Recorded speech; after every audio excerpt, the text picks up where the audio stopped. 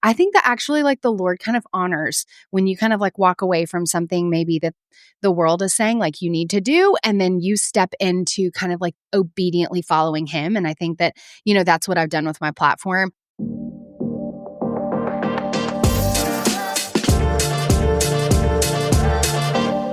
This is our final Smart Girl Summer episode, and I'm sitting down with my business coaching client, Alli, to dig into what's actually working in social media right now and what's not working. Abby's going to tell us all. She's tested strategies and content types and platforms, and she's sharing what she's seeing firsthand. We'll talk about what to double down on and what to ditch. So if social media has felt like a mystery lately, this will bring clarity. And you might just be surprised by the one platform that's worth giving another shot. Okay, let's dive in with Abby. Abby, welcome to Smart Girl Summer. Here's the thing about you. You seem to be so natural on social media that it makes me jealous. Me, as your business coach, I get jealous of you with how you turn that camera on and you just come to life, and it's so easy. What is the history with you on social media? Okay. So, here's the thing. I have a love of authenticity and a love of being vulnerable with people. And that's just how I operate. My family says I overshare.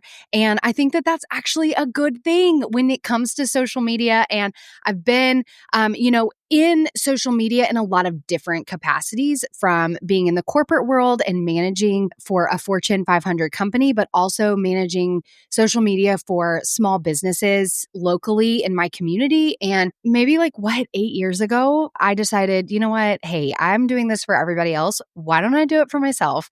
And started a little channel for myself. And so that was, I wouldn't say necessarily a leap of faith, but it was taking me out of my comfort zone at that point.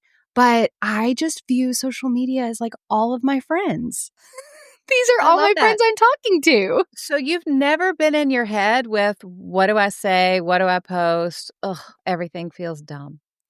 I don't know that I've ever thought in the moment, okay, also, I'm an Enneagram 3, so I think everything I do is amazing. So I can do no wrong in my head, and it's only until I post it and then I go back and rewatch it and I'm like, "Huh, I don't know if I would have said it that way if I would have thought about it for 2 more minutes." But Alli, I think that that's the part of social media, and that's the part of my channel that everyone loves and gravitates towards. It's that kind of off the cuff, I can't believe she said that, but I'm here for it mentality that I think people crave and want on social media. And so when we try to make it curated and we try to overperform, those kind of things, for me at least, fall flat. Yeah, 100%. Okay, so what is it right now, summer 2025? What do you see working on social that is new? Or maybe these things have always worked, but for a woman who's taking notes going, I want to get better at social media, what are the things that you see moving the needle? Okay, so I think asking people to comment, I love the likes and I love the shares.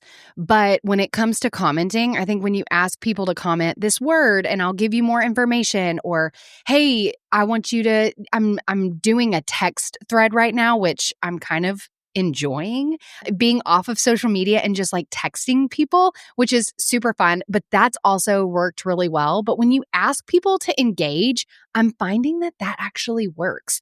And you can buy into companies that you program a specific word and they will do it for you. But if you're just getting started, do it by yourself. Manually send those messages. You don't have to operate from a huge budget. Do it kind of scrappy, because you can respond to 20 people's messages or even 50 people's messages. That sounds like a lot, but it's a set answer, copy and paste. It'll be done in seconds. So say you have a lead magnet and you want to send people the link. Instead of having an automation, if you're just starting out, you just say comment giraffe I don't know, Yeah. whatever the word is. Comment giraffe and I'll send it to you. And you just manually send it. That's a brilliant idea. Absolutely. I mean, yes, there are some times when I'm looking at posts and I'm like, oh my gosh, I want that outfit and I want the link right now because I am in purchase mode. Yeah. But then there are other times where I comment and it'll be a couple of days before I go back to that. And so I wouldn't necessarily think or put the pressure on yourself that you have to answer it immediately. I would say, hey, you know what? I'm going to post this at 10 a.m. and this afternoon I'm going to look at it. Tonight before I go to bed, I'm going to look at it. And in the morning, I'm going to look at it and then move on, post the next thing. I like this. Okay, so that's working. What else is working right now? Okay. So, I love Reels so much, but I'm also getting a lot of traction on Instagram from double posting or cross posting my Reels on Pinterest. I am shocked at how active Pinterest is. I think that Jenna Kutcher talks about it a lot, about how Pinterest is how she grew her following and grew her platform.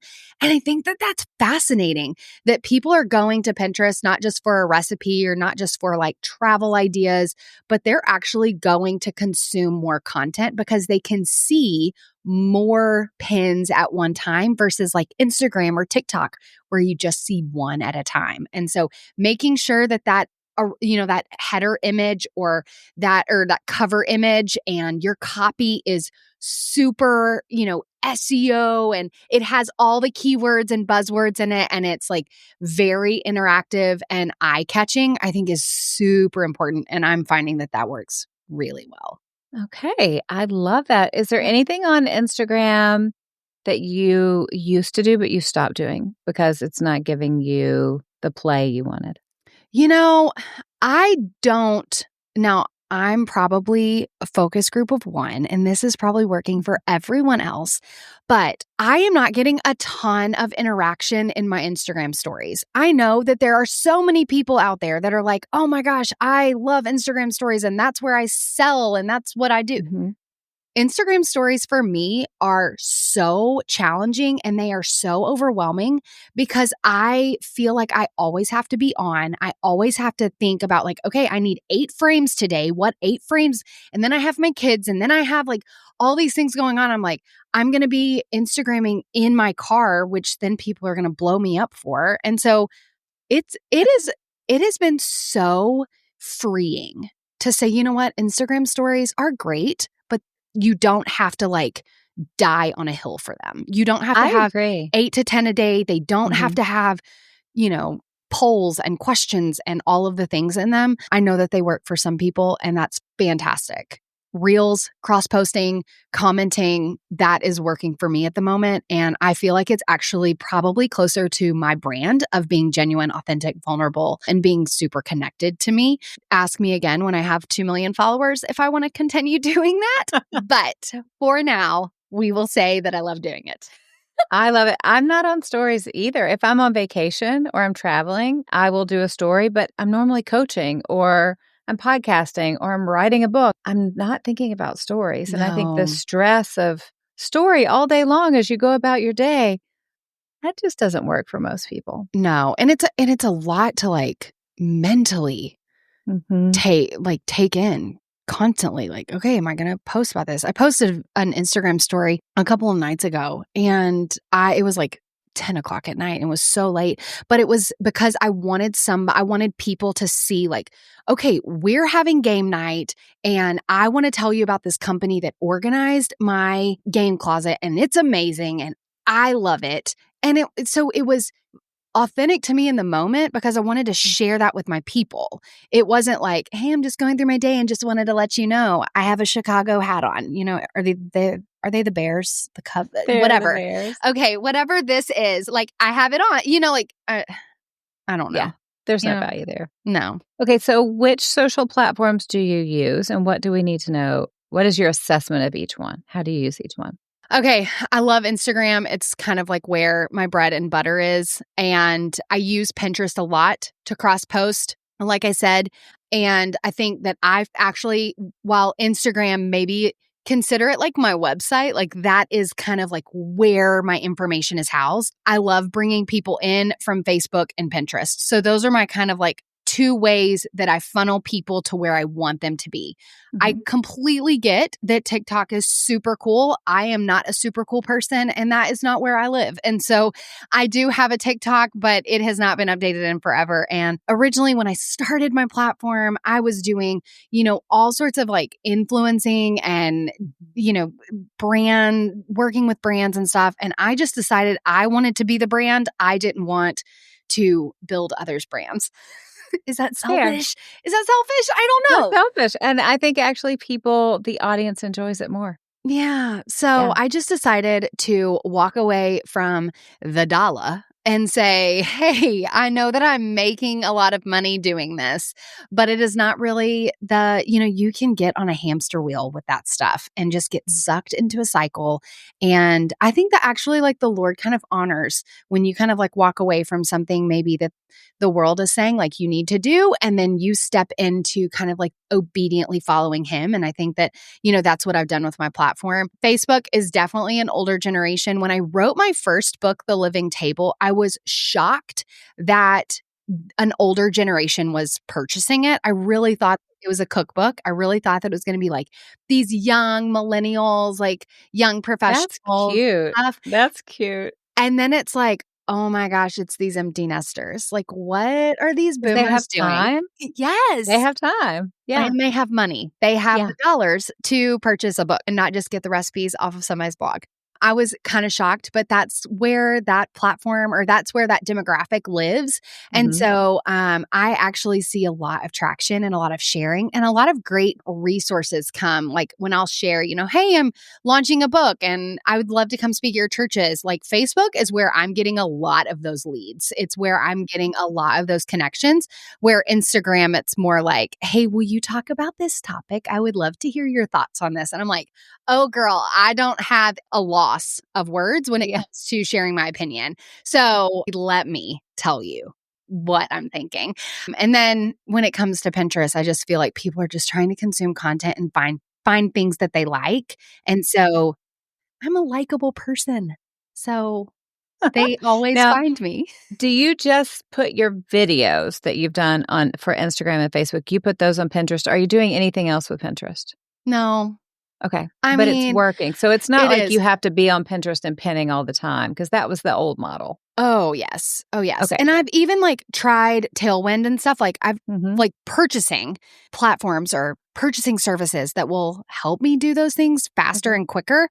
I actually find that maybe that is like $180 I can save. And it is so easy with Pinterest to upload like 20 and then schedule them.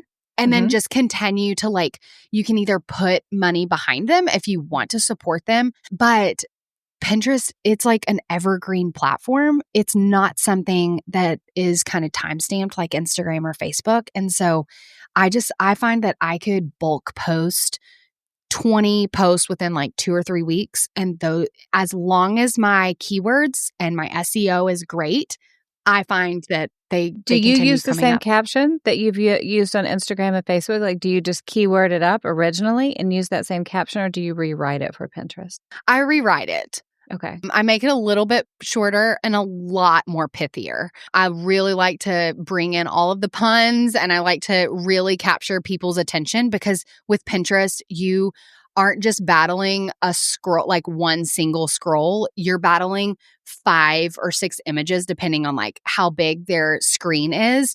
And you want to be the one out of like 5 or 10 or 20 that they see, that they click on. Gotcha. Okay. That makes perfect sense. With Facebook, do you send all of your Instagram content to Facebook and do carousels? My concern with Facebook is it seems like if you do a carousel post on Instagram, you're not going to get a proper carousel on Facebook. It's just going to show you a bunch of graphics, and that looks terrible. Yeah. How do you manage that? I do cross post, or like I do send all of my videos straight to Facebook. Sometimes those I feel like don't even show up. So I always go to Facebook and check and make sure that like they're posting correctly. And then I don't do a ton of carousels because time. Even though Canva is like, I mean, a godsend when it comes to helping you manage lots of content very quickly, and especially with their like AI capabilities and how you can use a spreadsheet and integrate it. It's amazing. But time. But when I do post a carousel, I do go over to Facebook and I post that. And I'll even use the carousel and I'll post that to my Facebook stories and post the carousel just so that there's my followers are seeing it again and they can interact with it and share it a little bit easier. I find on Facebook, unlike Instagram, that people will like share a post. Maybe not now with all the reposting. I'm trying to figure out the reposting on Instagram. Yeah. Very cool feature. Very cool. But I'm interested to see how Instagram behavior, because Facebook behavior is they might share it, but they're more likely to share a Facebook story than they are, for me at least, than a Facebook post. And so unless they like have a comment about it. Yeah, that makes sense.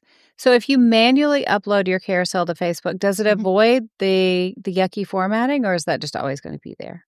When I post to Facebook, it shows me the first image and then it shows me like the other images. I can control what order they're in. And when people see it, it's not just a bunch of images together. They are only saying it's proper. Yeah, you can like tell I haven't used Facebook in a long time. Yes, it's like one, and then there are like maybe like 3 thumbnails next to it so that you can click. It's not like when it goes from Instagram straight to Facebook, it's like a collage. Yes, that's and the it's problem. like they're all different sizes, and it's really hard to like experience. But when you post it to Facebook, it's like one image and then 3 or 4 whatever thumbnails next to it. So, which is, I like that. Yeah, so I like that a lot. We need better. to do manual posting of carousels. Yeah. Okay. And don't sleep on the Facebook stories, because that will draw people to your page that might not be seeing I feel like Facebook is so hard to see posts. Like it's so cluttered. And especially like with sponsored posts, every other image, it's like, who am I actually following? And so Instagram or Facebook stories, I find really help populate people to your page or your post. Okay, that makes perfect sense. This has been so helpful. Okay, so let's give a little background. We've been working together how many years? I don't know. Oh my gosh. Before the pandemic. Yeah, pre-pandemic. 2019. And I remember you had the idea for this book, which will be out soon, Let the Biscuits Burn. And I introduced you. She was my editor for my last book, Remaining You While Raising Them. Now she's a literary agent to Carly. And I'm so proud of you. Your first like trade, not a cookbook, is coming out in the world. What does it feel like? You're so close. Yeah, I'm so close. It is very overwhelming. A lot of my posts have been emotional. I'm also pregnant, so that could be a thing. But it is like, I wrote the entire book postpartum. So, I mean, that has been a lot. And I mean, I feel like I was trying to navigate a new marriage, a new baby, all of the complications with like hormones and everything. It's like, or not complications, but like all the things that come with having a baby. And then I'm also trying to write my first book, which was wild. It feels so good that it's actually like I'm actually at the finish line. It has taken 15 months. And I'm like, in 15 months, I've had 2 children. Like we are just birthing one book. What are you talking about? It takes forever. It does. When I was recording the audiobook, it was wild to go back and read it, because I read it all the way through right before, or, before I like submitted the whole manuscript. And then during the editing process, I was just like reading like this chapter, and then I'd switch to this chapter. And then I'd like, one time they had me read it backwards. And so like, it's been a while since I've read it from start to finish.